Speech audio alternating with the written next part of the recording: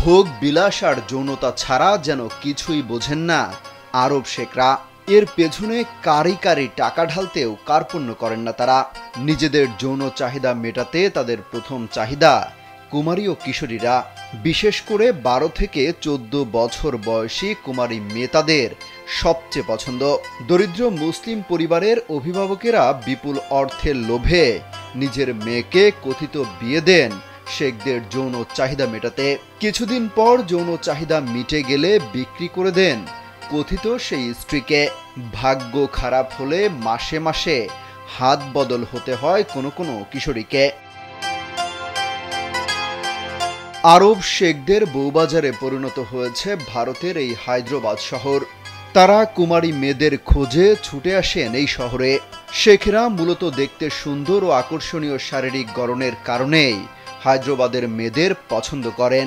মূলত আরব শেখরা হায়দ্রাবাদের মেয়েদের বিয়ে করতে আসেন, আর পরিবারের অভাব অনটনের কারণেই আরব শেখদের হাতে মেয়েকে তুলে দিচ্ছেন মা বাবারা। কিন্তু সেই বিয়ে মাসের বেশি টেকে না, কারণ যৌন চাহিদা মিটে গেলেই অনীহা চলে আসে কথিত স্ত্রীর প্রতি। খোঁজ করেন আকর্ষণীয় ফিগারের আরেকজন কুমারীকে। বিপুল অর্থ ঢেলে পেয়েও যান কাঙ্ক্ষিত শয্যাসঙ্গে।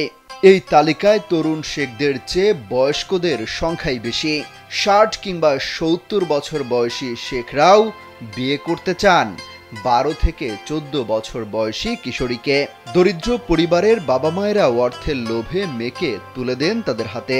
বিনিময়ে তারা কিশোরীর পরিবারকে 50,000 থেকে 5 লাখ রুপি পর্যন্ত দেন। এছাড়া সুন্দর পোশাক, স্বর্ণের গহনা কিংবা কখনো বাড়ি পর্যন্ত দেন।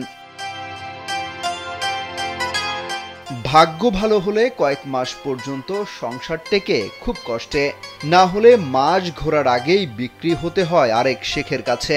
রেহানা নামের এক কিশোরীকে বিয়ে করে কাতারে উড়াল দেন 70 বছর বয়সী এক শেখ।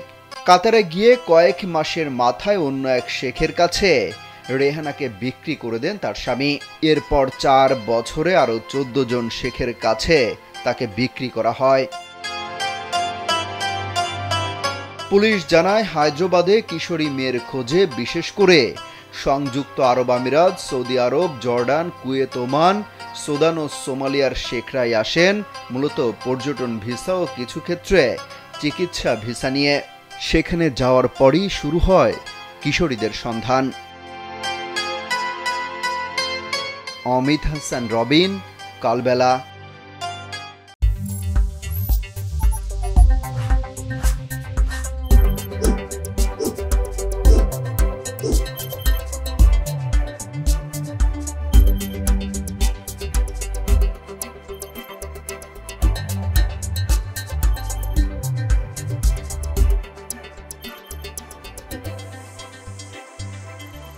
you